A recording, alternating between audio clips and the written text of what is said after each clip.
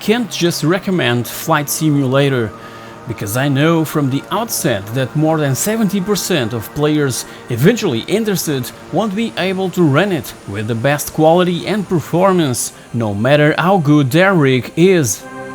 But if you really are desperate for a new flight simulator and want to play it right now, it's better to grab your wallet, run to the nearest computer store to invest in an SSD exclusively dedicated to this game and to those that are coming in the near future, increase the amount of RAM, perhaps a new graphics card and a more powerful processor, cause this game really demands a ton from the CPU. Oh, and a fiber optic internet connection for the fastest transfer speeds is also advisable. Flight Simulator has always been a kind of benchmark, a game that iteration after iteration made PC players start thinking about upgrades to their machines. With this new entry in the series, the tradition is respected and taken beyond. It's even safe to say that Flight Simulator 2020 is the new Crysis. Coming from the hands of French Asobo Studio that brought us games like Fuel and A Plague Tale Innocence, Flight Simulator is an amazing experience to have on a computer. The realism, immersion and depth of play offer an almost infinite longevity that many players never even felt before, despite the feeling of flying and being at the controls of machines so dissimilar have always been present in previous titles of the franchise.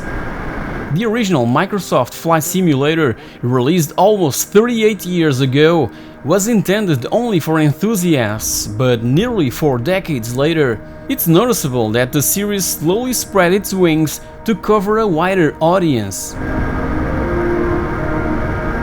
For the unexperienced and/or curious, Asobo has done an excellent job of making everything so simple that we can enjoy the game in an almost arcade mode with different difficulty levels and an extensive list of help settings that can be disabled as we improve our flight skills hour after hour. Yes, cause in this game, even time flies.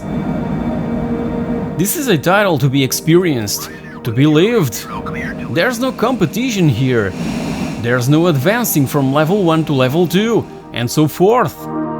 The tutorial is extensive, but not to the point of causing exhaustion. It prepares the future pilot for what awaits him, from traveling to dealing with some pretty complicated landings, all the way through exploration of the gigantic game world that is basically the whole planet Earth. Speaking of gigantic world, the technology implemented in this new Microsoft Flight Simulator was built from the simulation engine of the previous one, Flight Simulator X, but obviously with many improvements. This engine uses satellite images or aerial captures as a basis for height and terrain texture data.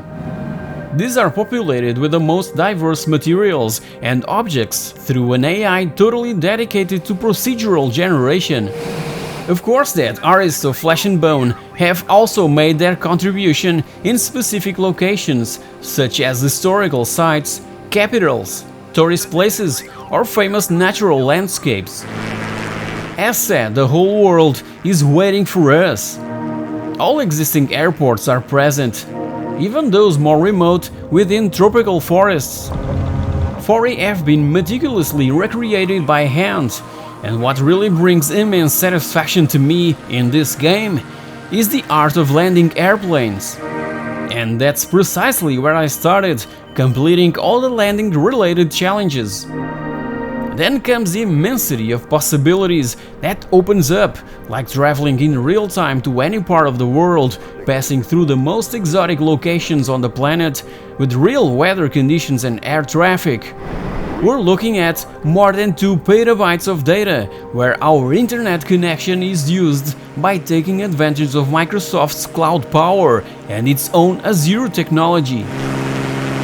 Flying over sites such as the Giza Pyramid Complex, the Mayan city of Chichen Itza, the temples of Angkor Wat in Cambodia, or even Phuket Island in Thailand, is something that fulfills me with joy, and that Flight Simulator simply allows with breathtaking quality and accuracy.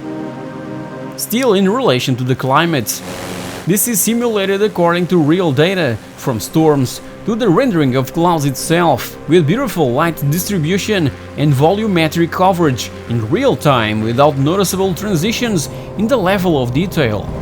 And here comes the computational power mentioned at the beginning of this review, and when all these factors come together, the result is very special and unique.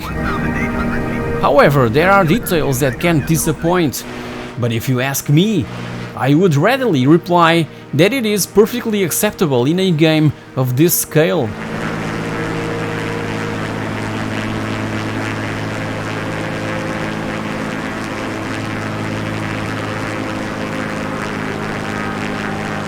Going under a bridge that you're familiar with can be really disappointing, because it's not exactly that bridge that you cross on a daily basis, but rather a generic bridge that was placed there, where it should, by the way.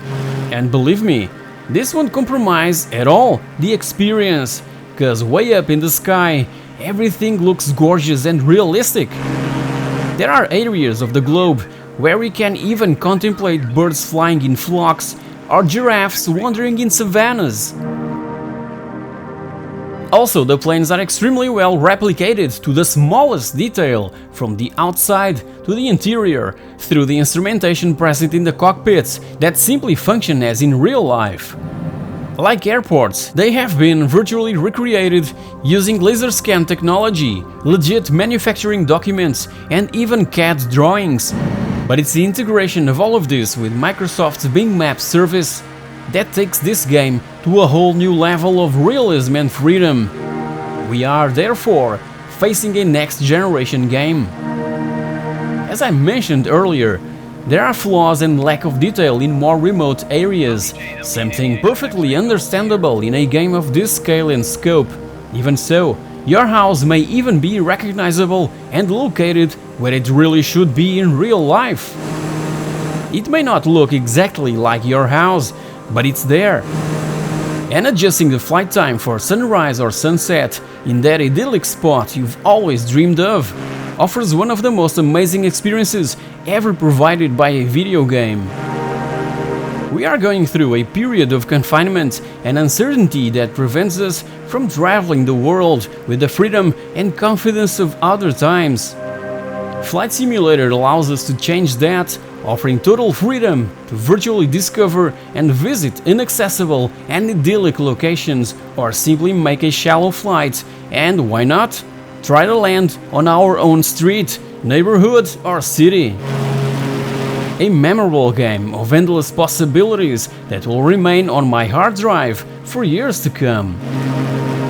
Hope you've enjoyed this episode of It's a Pixelthing, so if you did, you know the drill. Also, this video is dedicated to my friend Duarte Pato, a TAP pilot who truly loved his job, but who unfortunately left us in 2019. He would love to play this new entry in the Flight Simulator series. Thank you very much for watching, and I'll catch you all in my next video. Cheers!